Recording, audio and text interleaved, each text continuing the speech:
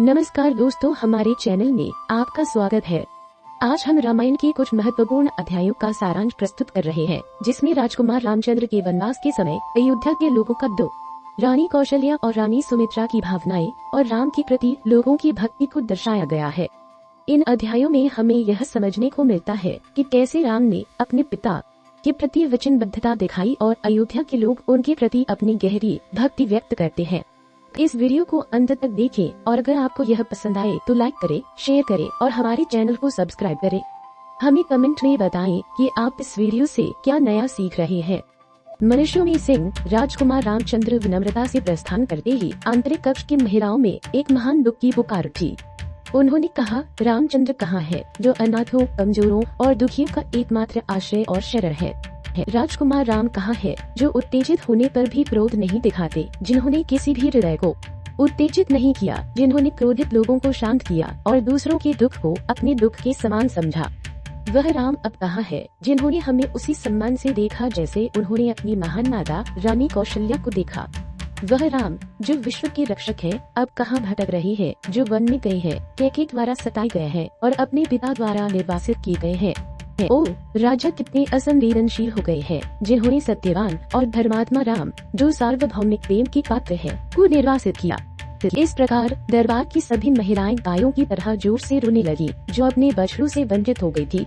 राजा अपने पुत्र से अलगाव के कारण दुख में डूबा हुआ महल की महिलाओं की ऊंची और करुण पुकार सुनकर और भी अधिक दुखी हो गया। राजकुमार के प्रस्थान पर कोई ब्रह्मचारी अग्नि समारोह नहीं कर सका, कोई गृहस्थ भोजन तैयार नहीं कर सका, बल्कि गहरे दुख में दिन बिताया। हाथियों ने अपने आभूषण उतार दिए और गायों ने अपने बछड़ों को पोषित करने से मना कर दिया। माताएं अपने पहले जन्मे के दर्शन पर कोई आनंद नहीं दिखा रही थी। त्रिशंकु, मंगल, गुरु, शनि और शुक्र तथा अन्य अशुभ ग्रह चंद्रमा के चारों ओर इकट्ठा हो गए। वहाँ धड़कते हुए तारे अपनी चमक खो चुके थे और ग्रहों की महिमा भी विशाखा धुंधली होती हुई आकाश में मुश्किल से पहचानी जा रही थी। बादल तेज हवा द्वारा प्रेरित होकर एक दूसरे को पार करते हुए समुद्र में उठती लहरों के समान लग रहे थे। जब श्री राम प्रस्थान करते हैं तो एक भूकंप ने नगर को हिला दिया। 10 मुख्य दिशाएं अंधकार में ढक गयी, न तो ग्रह दिखाई दिए और न ही तारे। नगर के सभी निवासी दुख में डूब गए। उस दिन किसी ने भोजन नहीं किया और न ही किसी मनोरंजन में आनंद पाया। अयोध्या के सभी लोग भारी आह भरते हुए दुख से भरे हुए थे और राजा के लिए शोकित थे। जो लोग सड़कों पर चल रहे थे वे रो रहे थे और कहीं भी खुशी का कोई संकेत नहीं था। न तो ठंडी ब्रीज चली, न ही चांद चमका। सूर्य की किरणें कमजोर थीं और समस्त विश्व राम के लिए शोक कर रहा था। पुत्रों ने अपने माता पिता के प्रति कोई ध्यान नहीं दिया, पतियों ने अपनी पत्नियों के प्रति उदासीनता दिखाई और भाइयों ने एक दूसरे के प्रति कोई स्नेह नहीं दिखाया। सभी दुख में डूबे हुए थे। राम के मित्र अपने आप से बेखबर और दुख से भरे हुए नींद से वंचित थे। राम के बिना अयोध्या सूखे से पीड़ित पृथ्वी की तरह लग रही थी, जिसमें सभी पर्वत थे। हर घर शोक में डूबा हुआ था और हाथियों, घोड़ों और योद्धाओं की चीखें शहर को भर रही थी। जब तक राम के रथ के पहियों द्वारा उठाई गई धूल दिखाई देती रही, तब तक राजा ने मार्ग से अपनी दृष्टि नहीं हटाई। जब तक राजा दशरथ अपने प्रिय और सबसे धर्मात्मा पुत्र श्री रामचंद्र को देख सकते थे, तब तक वह उन्हें देखते रहे और जब धूल और अधिक दिखाई नहीं दी, तब दुखी राजा जो शोक से पीड़ित थे भूमि पर गिर पड़े। तब रानी कौशल्या ने उनके दाहिने हाथ को पकड़ा और रानी कैकेयी ने उनके बाएं हाथ को, और उन्होंने उनकी सेवा की। धर्मात्मा और ईमानदार राजा ने रानी कैकेयी को अपने निकट देखकर कहा, हे दुष्ट रानी, मुझसे मत छुओ, मैं तुम्हारा मुख देखना नहीं चाहता। तुम न तो मेरी पत्नी हो, न ही मैं तुम्हारे साथ संबंध चाहता हूँ। तुम्हारे सेवक अब मेरे सेवक नहीं है, न ही मैं उनका स्वामी हूँ। तुम जिन्होंने अपने स्वामी की आज्ञा का पालन छोड़ दिया है, मैं अब तुम्हें अस्वीकार करता हूँ। तुम्हारा हाथ जिसे मैंने पवित्र अग्नि के चारों ओर घूमते समय स्वीकार किया था, मैं छोड़ता हूँ और तुम्हें दिए गए सांसारिक और आध्यात्मिक वादों को भी त्यागता हूँ। यदि भरत इस राज्य को प्राप्त करके संतुष्ट है तो उन्हें मेरी अंत्येष्टि नहीं करनी चाहिए। रानी कौशल्या शोक से टूटकर राजा को उठाया जो धूल से सने थे और उन्हें उनके रथ की ओर ले गई। राजा जो अत्यंत दुखी थे, अपने पुत्र को तपस्वी के वस्त्र में याद करते हुए ऐसे व्यक्ति के समान थे जिसने ब्राह्मण की हत्या की हो या जो नग्न हाथ से जलती हुई आग को छूता हो। बार बार उस मार्ग की ओर मुड़ते हुए जिस पर रथ गया था, राजा का मुख सूर्य के ग्रहण के समान था। अपने पुत्र राम को नगर की सीमा के पार जाने का सोचते हुए और उनके बारे में सोचते हुए उन्होंने फिर से शोक में डूबते हुए कहा, मैं अपने पुत्र के रथ से जुड़ी घोड़ों के खुरों के निशान देखता हूँ, लेकिन उसे नहीं देखता। अरे मेरा पुत्र जो चंदन के लेप से सुगंधित था, नरम तकियों पर सोता था, सुंदर महिलाओं द्वारा पंखा झलते हुए आज एक पेड़ के नीचे लकड़ी या पत्थर को तकिया बनाकर सोता है। सुबह वह कठोर भूमि पर जागेगा, उसका मन दुखित होगा, उसका शरीर धूल से सना होगा और वह गहरी सांस लेगा जैसे एक बैल एक कुंड के पास से उठता है। वन में रहने वाले राम को अनाथ की तरह उठते हुए और निराश की तरह भटकते हुए देखेंगे। राजा जनक की वह पुत्री जो हर सुख की योग्य है, उसके पैरों में कांटे चुभे हुए हैं। जानवरों की दहाड़ सुनकर जैसे बाघ वह भयभीत होगी। हे कैकेयी, तुम्हारी महत्वाकांक्षा पूरी हुई, अब विधवा की तरह राज्य का शासन करो, क्योंकि मैं पुरुषों के प्रमुख के बिना जीवन का समर्थन नहीं कर सकता। इस प्रकार शोक करते हुए राजा राजधानी की ओर लौटे, जैसे कोई व्यक्ति जिसने अपने प्रियतम को अग्नि में जलाया हो। उन्होंने अदालतें और घर सुनसान देखे, बाजार वीरान और मंदिर बंद थे, जबकि राजमार्ग पर केवल दुर्बल और पीड़ित लोग ही दिखाई दे रहे थे। शहर को वीरान देखकर और श्री राम को याद करते हुए राजा कड़वे रोते हुए महल में प्रवेश किया, जैसे सूर्य बादल में प्रवेश करता है। जैसे एक गरुड़ की उपस्थिति एक तालाब को उसकी नागों से वंचित कर देती है, उसे स्थिर बना देती है, वैसे ही राजधानी श्री राम, लक्ष्मण और सीता के वनवास में जाने पर दिखाई दी। तब राजा दुख में उसकी गला दुख से भरा हुआ मंद और कांपती आवाज में बोले, मुझे शीघ्रता से रानी कौशल्या के महल में ले चलो, राम के बिना मुझे कहीं और शांति नहीं मिल सकती। सेवकों ने राजा को रानी कौशल्या के कक्ष में ले जाकर उन्हें एक पलंग पर बिठा दिया, लेकिन राजा का दिल कोई आराम नहीं पा सका। राम, लक्ष्मण और सीता के बिना महल उसके लिए चंद्रमा से वंचित आकाश की तरह प्रतीत हुआ। वह कोई आनंद न पाकर राजा ने अपने हाथ उठाते हुए कहा, हे मेरे पुत्र, हे राम, क्या तुम मुझे छोड़ रहे हो? कितने भाग्यशाली है वे जो राम को लौटते हुए देखेंगे और उन्हें गले लगाएंगे। रात को अंधेरा पाकर मृत्यु के समय की तरह राजा ने मध्य रात्रि में कौशल्या से इस प्रकार कहा, हे कौशल्या, मैं तुम्हें नहीं दिखता, मेरी दृष्टि राम का पीछा कर रही है और अभी तक वापस नहीं आई है, इसलिए अपना हाथ बढ़ाओ और मुझे छुओ। हे रानी। अपने राजपति को राम की याद में डूबा देखकर रानी आह भरते हुए राजा के पास बैठ गई और उनके साथ सहानुभूति में विलाप करने लगी। रानी कौशल्या अपने पुत्र के वियोग से गहरी दुखी होकर राजा को सोफे पर शोक में डूबा हुआ देखकर बोली, हे राजा, वह दुष्ट कैकेयी जिसने श्री राम पर अपना विष उगला है, इच्छानुसार घूमेगी जैसे एक सांप जो अपनी खाल छोड़ देता है। वह पापिनी जिसने अपने इरादे को पूरा किया और राम को वन भेज दिया, मुझे हमेशा आतंकित करेगी जैसे एक विषैला सांप घर में। यदि इसकी मांग यह होती कि रामनगर में भिक्षाटन करे या उसने उसे अपना दास बना दिया होता तो यह वनवास से बेहतर होता। उसने राम को बाहर निकाल दिया है, जैसे असुरों के लिए अर्पित बलिदान को यज्ञ अग्नि की देखभाल करने वाले लोग फेंक देते हैं।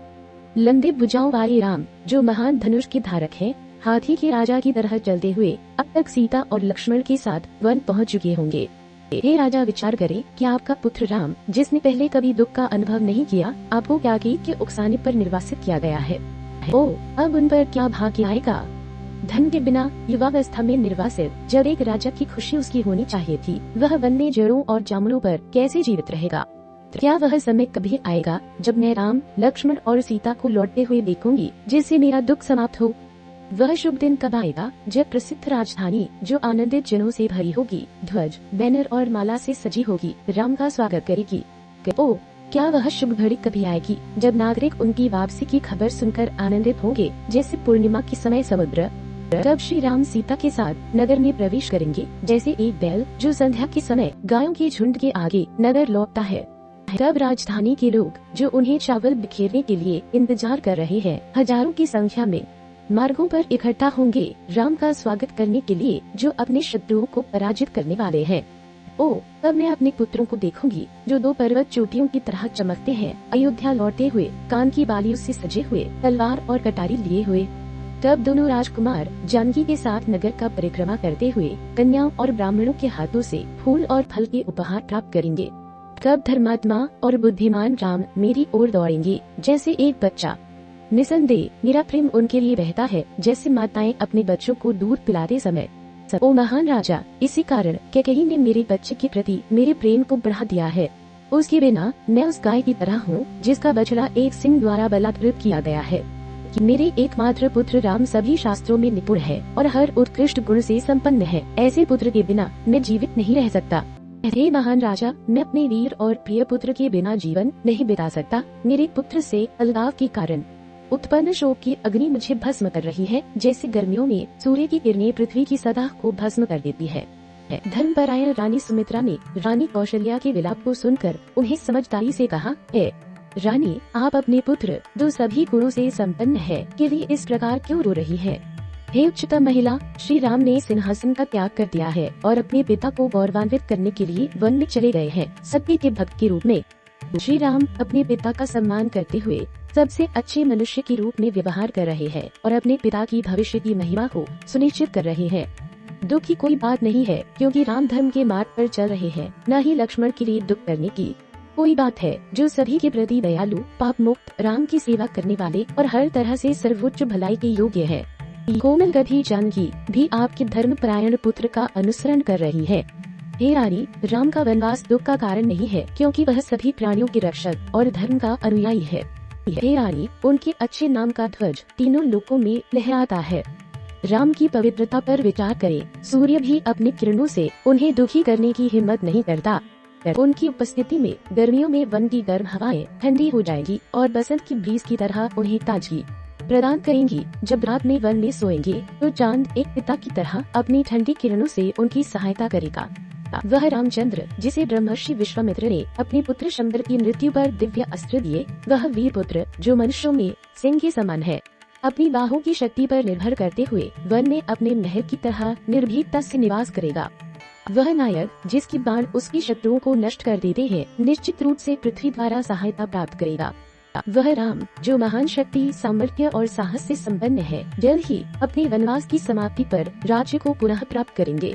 हे देवी, श्री राम जो सूर्य को प्रकाश देते हैं, जो पूरे विश्व को रोशनी प्रदान करते हैं, जो अग्नि को चमक देते हैं, जो शासकों के सर्वोच्च शासक है, जो प्रसिद्धि की प्रसिद्धि और क्षमा का सार है, जो प्राणियों के प्रमुख है, जहाँ भी वह निवास करते हैं, वन में या नगर में, उनके लिए सब एक समान है। तब श्री राम, यह महान नायक, शीघ्र ही अपने राज्य को पुनः प्राप्त करेंगे, साथ में सीता, पृथ्वी और सभी समृद्धियों के साथ। श्री राम के लिए जब वह वन के लिए प्रस्थान कर रहे थे, अयोध्या के लोग दुख से भरे हुए आंसू बहा रहे थे। वह जल्द ही राज्य को पुनः प्राप्त करेंगे। जो व्यक्ति अविजित होते हुए भी एक साधु की तरह कपड़े पहने सीता के साथ वन में गया, उसके लिए इस संसार में कुछ भी प्राप्त करना कठिन नहीं है।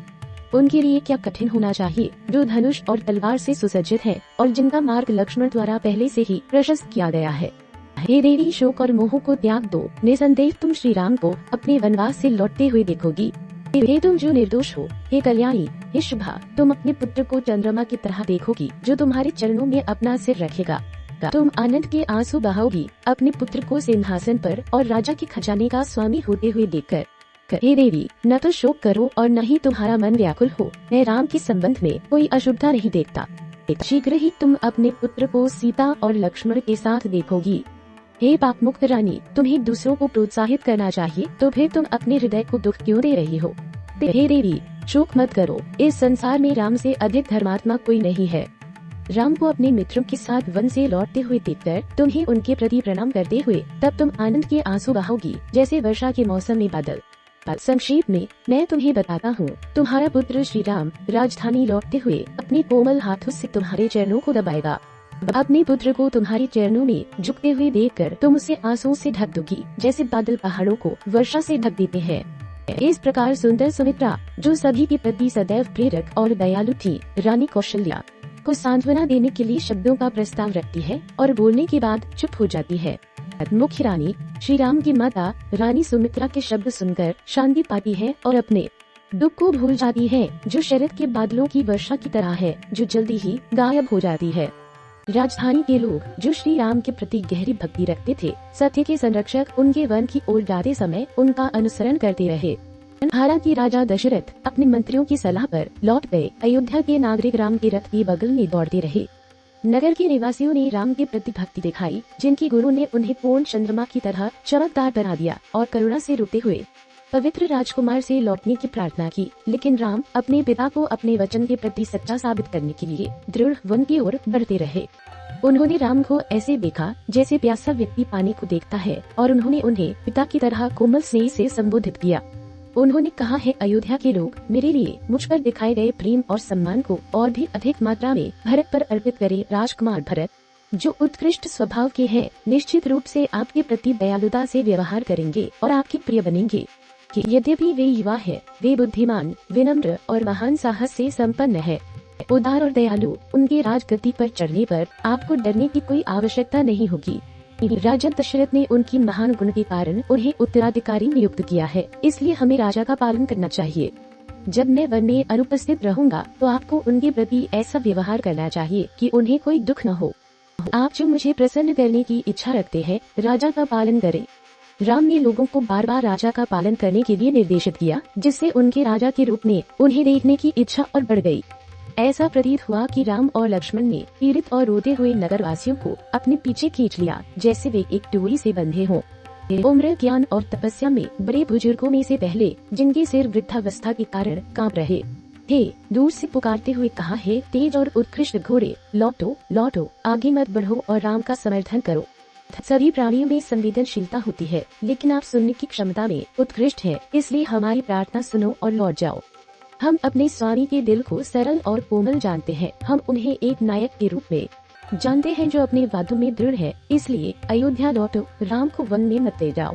वृद्ध ब्राह्मणों की करुणा सुनकर और उनकी पीड़ा को समझकर श्री राम ने रथ को रुकने का आदेश दिया और उतर गए। लक्ष्मण और सीता के साथ उन्होंने वन की ओर चलना शुरू किया। उनके पीछे भीड़ धीरे धीरे पैदल चल रही थी। सदैव धर्मात्मा और दयालु राम वृद्ध ब्राह्मणों को पैदल चलते हुए देखकर सहन नहीं कर सके, जो रथ से बहुत पीछे थे। ब्राह्मणों ने राम को देखा और उनकी प्रार्थनाओं के बावजूद वापस नहीं लौटे, लेकिन फिर भी जंगल की ओर बढ़ते रहे। वे परेशान और दुखी हो गए और बोले, हे राम, आप ब्राह्मणों के मित्र हैं और समस्त जाति आपके साथ पवित्र अग्नि को अपने कंधों पर उठाए चल रही है। देखिए, हम पवित्र छतरियां ले जा रहे हैं जो हमने वाजपेयी यज्ञ का पालन करके प्राप्त की है। आपके ऊपर उनकी छाया डालकर हम आपको सूर्य की किरणों से बचाएंगे।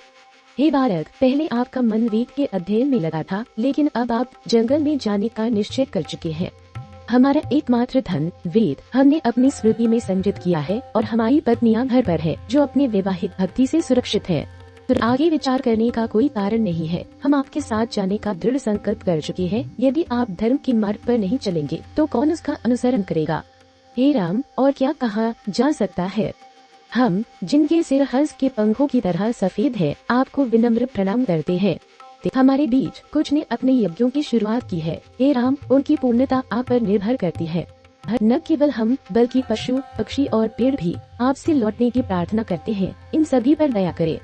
पेड़ जो आपको अनुसरण करने की इच्छा रखते हैं, अपनी जड़ों के कारण जो धरती में गहराई तक फैली है, आपसे प्रार्थना करते हैं कि आप न जाएं। उनकी शाखाएं हवा में झुक गई है। देखिए, पक्षी जो अपना भोजन खोजने की बात भूल गए हैं, पेड़ों पर स्थिर बैठे हैं, आपसे प्रार्थना करते हैं जो सभी पर दया करने वाले हैं। इस प्रकार विलाप करते हुए ब्राह्मणों ने तमस नदी को देखा, जैसे कि वह राम के मार्ग को अवरुद्ध कर रही हो, उनके आगे की प्रगति को रोक रही हो। हे सुमित्रा ने थके हुए घोड़ों को छोड़ दिया, उन्हें जमीन पर लुढ़कने दिया ताकि उनकी थकान दूर हो सके, और उन्हें नदी में स्नान करने दिया और उन्हें तामस के किनारे पर चरने दिया। इस वीडियो से हमें यह सीखने को मिलता है कि रामायण केवल एक महाकाव्य नहीं, बल्कि जीवन के महत्वपूर्ण मूल्यों का प्रतीक है। रानी कौशल्या और रानी सुमित्रा की भावनाएं हमें यह सिखाती है कि परिवार और प्रेम का महत्व क्या होता है। राम का वनवास और अयोध्या के लोगों की भक्ति हमें यह समझाता है कि सच्चे प्रेम और समर्पण का क्या अर्थ होता है। इस प्रकार हमें अपने जीवन में भी इन मूल्यों को अपनाना चाहिए। अगर आपको यह वीडियो पसंद आया हो तो कृपया इसे लाइक करें, अपने दोस्तों के साथ शेयर करें और हमारे चैनल को सब्सक्राइब करें। हमें कमेंट में बताएं कि आप इस वीडियो से क्या नया सीख रहे हैं और कौन से विषय पर आप अगली बार देखना चाहेंगे।